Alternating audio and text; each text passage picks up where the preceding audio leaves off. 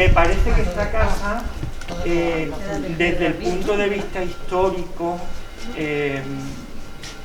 tiene una importancia fundamental para Nerja, pero no solo para Nerja. Esta casa la compra o la construye el primer giner que llega a Nerja, que es un médico. Alberto, si os parece, me pongo aquí. Sí. Se llamaba Alberto Giner Cosío y llega aquí hacia el año 1874 a hacerse cargo de la plaza de segundo cirujano, médico. Luego obtiene la plaza de primero. Los Gineres son una familia que procede de Valencia, que se instalan en Vélez, Málaga. Era un médico y ese hombre pues tiene varios hijos. Y este Alberto Giner Cosío, que se llamaba, era un nieto suyo, que en cuanto finaliza sus estudios de medicina en Granada, se viene para acá y obtiene la plaza. Y este señor, Alberto Giner Cosío, es el que compra un huerto que hay a las espaldas de unos 3.000 metros cuadrados y se construye, o compra, posiblemente él construye esta casa. La casa de 2 plantas, tiene forma de L, porque hacia el interior tiene otro cuerpo, otra crujía, y da al huerto. En 1930, Alberto Giner Cosío, que ya no vivía aquí, él se traslada a Madrid, está muy conectado con la Institución Libre de Enseñanza, de su primo Francisco Giner de los Ríos, el pedagogo. Bien, pues este señor compra otras casas que hay en la calle. Algunas eran casas y otras eran huecos de solar sin construir, pero que daban al huerto de su propiedad, que las iremos viendo algunas de ellas. De manera que hoy hay una serie de viviendas pertenecientes a la familia Giner de los Ríos, Guión García Lorca, varios herederos que están distribuidas por distintas partes de la casa. Esta casa es muy importante desde el punto de vista histórico, porque aquí vienen a veranear los miembros de la familia de Alberto Giner Cosío. Entre ellos viene el pedagogo Giner de los Ríos, Francisco Giner de los Ríos, viene aquí en un verano. Y aquí vienen casi todos los veranos su sobrina Gloria Giner y su esposo, don Fernando de los Ríos, el señor del que les hablé antes, que había sido ministro de la República y al que se le da, su nombre se le da a la calle en el año 32. Ellos vienen, él es profesor de catedrático de la Universidad de Granada, de Derecho, su mujer Gloria Giner es profesora en la Escuela Normal de Granada. Pronto conocen a la familia García Lorca, con quien tienen muy buenas relaciones. La hija de ambos, Laura de los Ríos Giner, es íntima amiga de una de las hermanas de Federico García Lorca, de Isabel García Lorca. De hecho, Isabel viene aquí a esta casa muchos veranos, la traen a casa de su amiga y de los padres de su amiga. Y por aquí pasa prácticamente toda la Institución Libre de Enseñanza y el krausismo español. Esta casa es un punto, un hito, no solo histórico para Nerja, sino también para España. Entonces, digamos que gran parte de la política, de la intelectualidad de los años 20, 30, de lo más avanzado y moderno del país, pasó por esta vivienda, porque era la casa donde venían a veranear Fernando de los Ríos, Gloria Giner, y ellos eran un foco de atracción a toda la gente que conocía. Por eso a mí me parece, ahora que está tan de moda, porque ha salido a la venta, la casa está en internet, en una de estos, contarles un poquito, porque una vez que fallece Gloria Giner, es su única hija. Fernando de los Ríos muere en el exilio en los años 40, su única hija, Laura de los Ríos Giner, es la propietaria de la casa. Ella se había casado en los años 40, también en el exilio, con el hermano de Federico García Lorca, con Francisco García Lorca. Y cuando ellos retornan a España, eligen esta casa para venir los veranos, para descansar, épocas de vacaciones, y pues cuando fallecen son las hijas de ambos, son 3 hermanas, las propietarias de la vivienda. son las herederas de García Lorca Giner de los Ríos, digamos. Y eso es un poco Paco, García Lorca venía aquí a veranear. Vamos a ver, hay fotos de él, pero según cuenta su hermana Isabel en sus memorias, él en realidad a lo que venía era a traerla, a recogerla, es decir, venía, pasaba el día y se marchaba. Y las fotos que hay son fotos de estancia de él, pero no quizá de veraneo. Bien, o sea, vivienda que hoy se conoce como García Lorca porque sus actuales propietarias son García Lorca, pero en realidad es una vivienda que en origen y durante gran parte de su historia ha pertenecido a la familia Giner de los Ríos, ¿de acuerdo? Yo destacaría la belleza y la pureza arquitectónica, porque esto podría haber sido un camino para Nerja. Como veis es muy sencillo, pero se podría haber repetido, cambiando algunos elementos. Prácticamente todos se corresponden con la pureza del estilo andaluz más definida, ¿no? Incluso las rejas, la forma en que están hechas y todo, la proporción de los huecos, muy bonito. Y el zócalo está permitido en las ordenanzas actuales, o sea, se puede pintar de color. No hay muchos, ¿eh? O sea, cerámica prohibida, pero piedras naturales y pintura en los zócalos, aunque parezca así un poco raro, se permite, ¿no?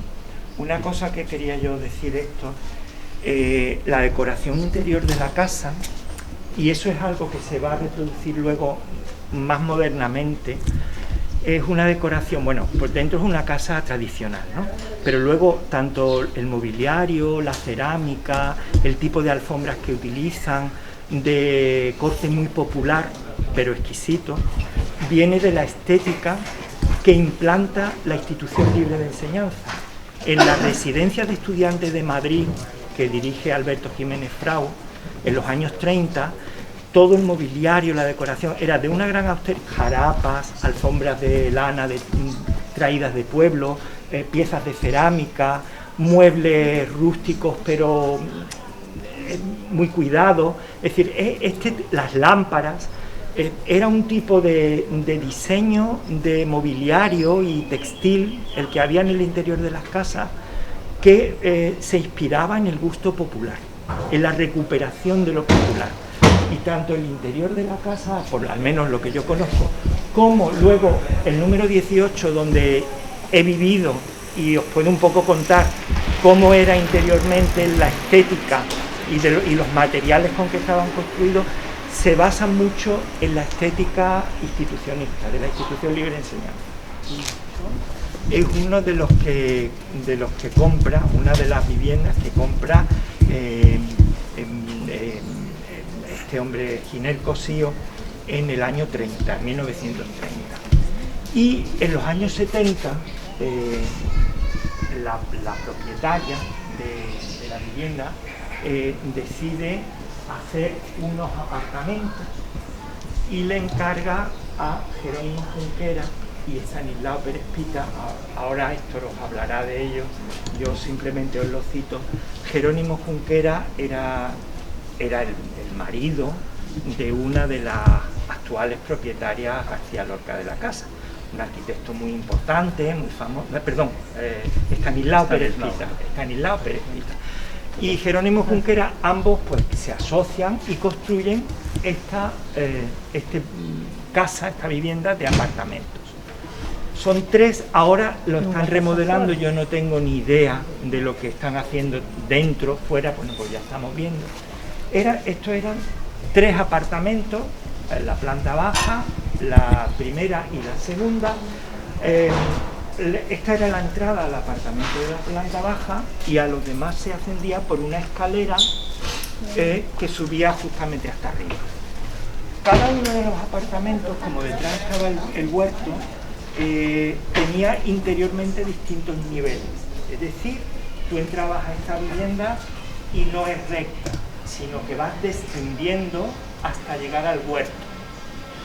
Esta de aquí arriba igual, tiene la misma disposición, va descendiendo hasta llegar a una especie de terraza que da al huerto. Y la parte superior lo mismo, yo viví en la última con escaleras interiores que acceden a una zona abuhardillada y a la azotea, es decir, hay como una especie de juegos interiores.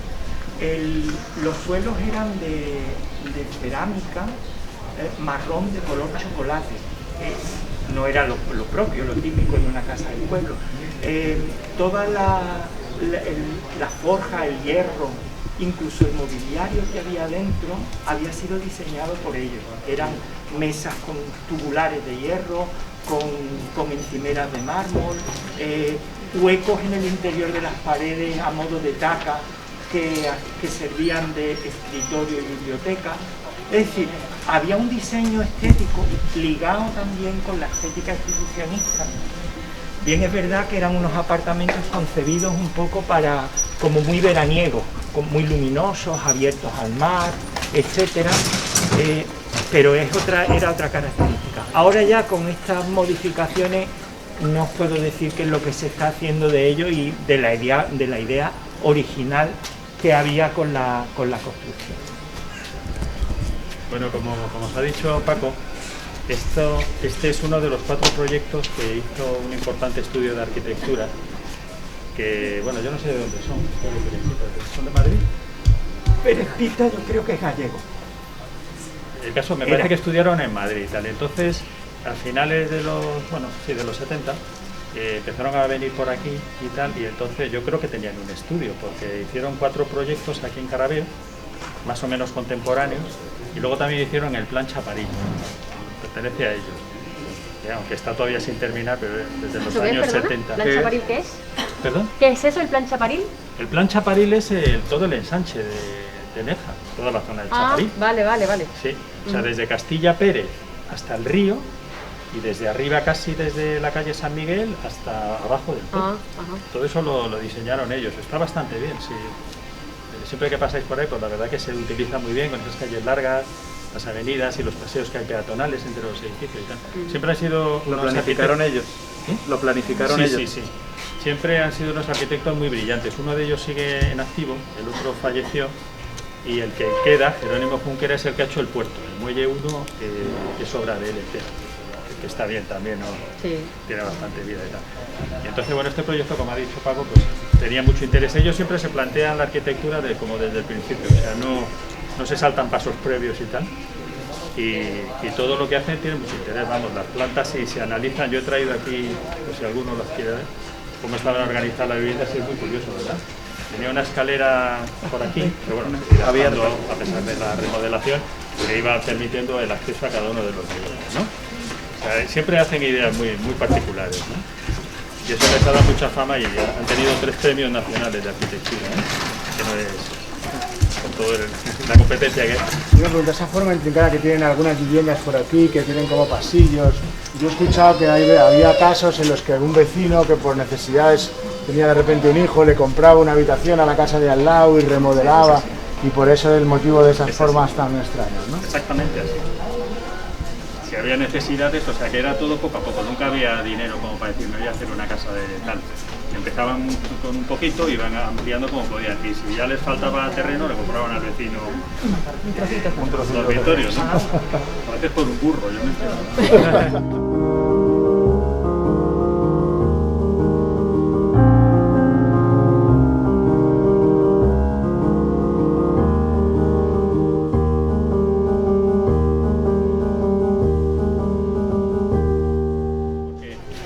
Los fondos edificables se generan desde la alineación de calle. Entonces te permiten, si tienes sitio, 19 metros en planta baja y 16 en la planta primera. Y todo lo demás, que es enorme, porque la distancia entre calle Carabeo y los acantilados, el acantilado es muy grande. Y está absolutamente totalmente. Es que, claro, porque si te vas con Europa y ves, ese es realmente lo que le da. Nunca cambiará eso. No cambiará. La casa pequeñita, la 22, perteneció a Isabel García Lorca. Ya os dije yo que Alberto Giner Cosío compra una serie de solares y casas a lo largo de la calle, además de la que tenía. Una fue el número 18, otra el 22 y otra estos números que tenemos aquí. Esa casa perteneció a Isabel García Lorca, la hermana del poeta, y a sus herederos. Y estas 2 viviendas que tenemos aquí son de los herederos de Francisco Giner de los Ríos Morales, el poeta. Primo de Gloria Giner, la la primera dueña después de Alberto Giner Cosío de esa casa, la esposa de Fernando de los Ríos. Eran primos hermanos y ellos heredan uno una casa y otro otra. Esta casa en principio era una casa de pueblo, eran dos casas de pueblo. Cuando Francisco y María Luisa, su esposa, vuelven del exilio, se instalan en Madrid, pero construyen una casa pues como más de verano, digamos, ¿no? Ellos deciden venirse a vivir aquí a Nerja, dejan Madrid, se vienen. Él quería en esa habitación que hay ahí abrir una imprenta, que al final no hace, y desde los años 80 hasta que van falleciendo, ellos viven permanentemente en esta casa. Esta es su vivienda, también que da al huerto, con un pequeño jardín y todo esto. Esa otra casa era una casa también del pueblo, habitada por el hombre que cuidó el huerto durante los años de exilio de la familia, pero que se demuele y se construye de nueva planta. Simplemente comentaros que forma parte también de la historia de la familia Giner de los Ríos este tipo de viviendas. Bueno, Paco, ¿siempre me quieren hacer una casa museo con alguna de ellas? Parece que eso se comentaba, eso se decía. Intentar despropiarla. La casa 28 es preciosa, ¿eh? Si os fijáis, es otra casa de una pureza absoluta. O sea, sí, es verdad. ¿Esta está reconstruida entonces? Sí, inicialmente era de planta baja, era la típica casa de pueblo que tenía los techos con rollizos de madera y cañizo, y luego encima el tejado de teja de barro, ¿no?